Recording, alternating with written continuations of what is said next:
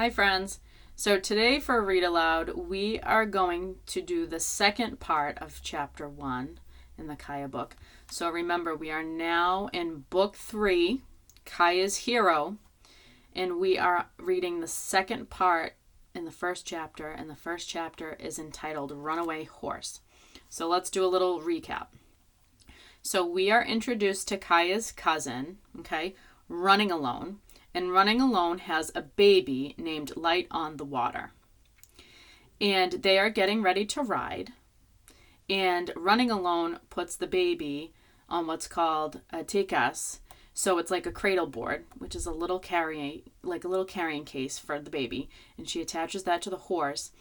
And a tree limb snaps and scares the horse. And the horse runs away with the baby attached to the saddle. And Swan Circling, one of the other women from the tribe, stops the horse by throwing herself in the way. So, second part of Chapter 1. Later that day, Kaya sat with other girls and women at one end of a lodge that several families shared. Many layers of tulle mats and hides covered the lodge.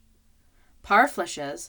Oh, you guys made those, remember? They were the little paper containers that you guys folded and people would keep meat or food in it. And piles of hide blankets were stacked along the bottom to keep out drafts. The woman unfolded the hides they'd tanned in the summer and set about making moccasins and clothes and carrying cases. They took out the hemp cord they'd twisted and wove baskets and bags. They made their clothes beautiful with fringe and beads and quill decorations. Kaya loved working with the others in the warm winter lodge. Kaya watched Brown Deer stringing a necklace of beads made from shells. From time to time, Brown Deer ran her fingers lovingly across the beads. The necklace was for a man, and Kaya guessed her sister was making it for Cut Cheek. The two had danced together last summer, and soon they'd see each other again when he came with other neighboring villages for the winter gatherings. Each day now, Brown Deer combed her hair and dressed it with fragrant oil so it would grow long and silky. Kaya's mother, Itza, was finishing a large twined storage bag, one of the many, many gifts they would give to family and friends when they came to visit. Kutsa, Kaya's grandmother, was weaving a small hat. Kaya watched her grandmother's expert work closely, because the hat was for her. Kaya would wear it in the spring when she went to dig roots with the other girls and women. She loved the red zigzags that Kutsa worked into the design. Kaya put aside the basket she was weaving and picked up her sister's worn buckskin doll. Speaking Rain had carried her doll everywhere she went. With her sister gone, Kaya kept the doll close to her. As she adjusted the doll's dress, she discovered a tear in her back, a bit of a deer hair stuffing poking out. She decided to mend it and have it ready for Speaking Rain when she was with them again. Kaya wanted to care for the doll because she feared she hadn't taken good care of Speaking Rain. When the enemies had made their raid in the night last summer, Itza had told Kaya to take Speaking Rain and hide in the woods. But Kaya went first to look for her horse, and enemies seized her and her sister and carried them off. How Kaya regretted that she hadn't done as her mother told her. If I were as strong as Swan Circling, Kaya thought, I'd find a way to get my sister back. Kutsa, may I ask you a question? Kaya asked quietly. Ahe, you may ask me anything, Kutsa said. A slight smile crinkled at the corners of her eyes. Ask, then I'll decide if I want to answer you. You're teasing, Brown Deer said, laughing. You always answer us. It's true, Kutsa said. I've always answered your questions, so far. What do you want to know? Kaya threaded her bone needle with a bit of sinew and began stitching the tear in the buckskin doll. I want to ask about Swan Circling. What makes her so different? Different, Kutsa said. You must be asking me how Swan Circling came to be a warrior woman. Now there's a story. Can you tell us? Brown Deer asked eagerly. Kutsa nodded. Her fingers were busy as she twined the brown hemp with the yellow bear grass. And there's Kutsa and Kaya.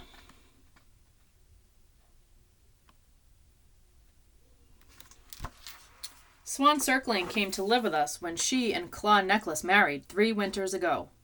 We all saw right away that she was a strong girl, eager to help. Then Kutsa paused and held the hat she was weaving above Kaya's head to check the size. The many strands of cord trailing from the hat tickled Kaya's nose. Then, Kaya prompted her grandmother. Then, Brown Deer echoed.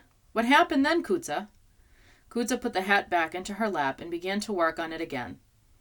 Then Swan Circling went with her husband on a hunting trip to buffalo country. While they slept one night, enemies attacked them. To steal horses, as they did with us? Kaya asked. Not to steal horses, Kutza said. They came to fight, or to show their courage just by touching our warriors. Our men rushed from the teepees to defend themselves. Claw Necklace hurried into the skirmish, but in his eagerness to fight, he left behind his bow and arrows. He didn't have any weapons? Kaya asked. Ahe, he was in great danger, Kutza said. Instead of running for cover with the other woman, Swan Circling picked up his weapons and ran after him into the fight. Arrows flew around her.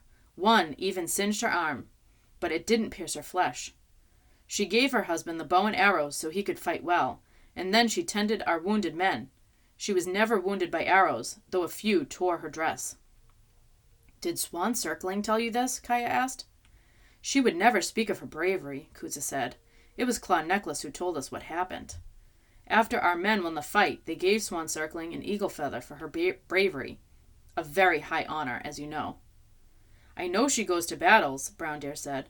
She brings fresh horses to the riders whose horses have been hurt. So she does, Kutza said. Swan Circling has brought many things to us. You were with her when she saved Running Alone's baby, weren't you, Kaya?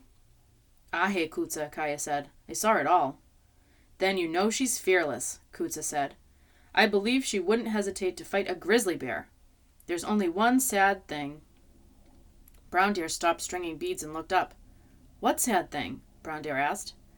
As you know, Swan Circling doesn't have any children. That's sad, don't you think? Kutza asked. It would be very sad not to have any children, Brown Deer said slowly, as if she were imagining how she'd feel if she were Swan Circling. But she and her husband are young, Itza broke in. There's still plenty of time for them to have children. Ahe, Kutza agreed. There's time for children, and they'll be strong like her. I'm sure of that. Then she tapped Kaya's hand. I'm glad you mended your sister's doll, granddaughter.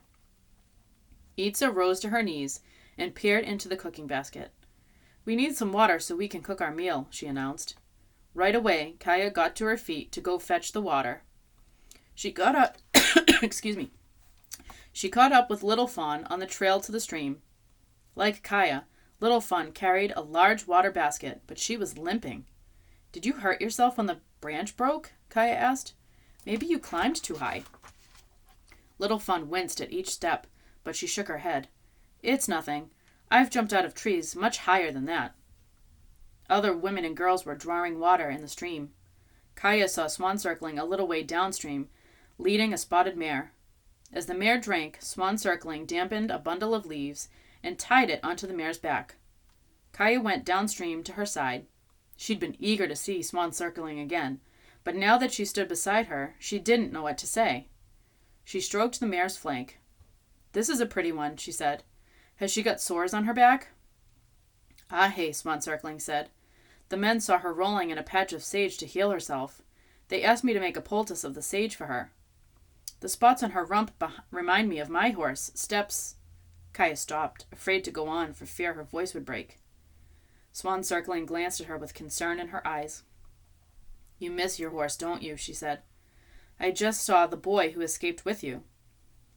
Kaya leaned out and dipped her water basket into the stream. Two Hawks can't put weight on his broken ankle yet, she said. He has to be patient. You're right, Swan Circling said. It takes time for Bone to heal, but he looks lonesome and grumpy. That's because he doesn't like to be patient, Kaya said. Swan Circling laughed. That's the kind of boy he is. It's good you were with him when you escaped. You're a dependable girl, I can see that.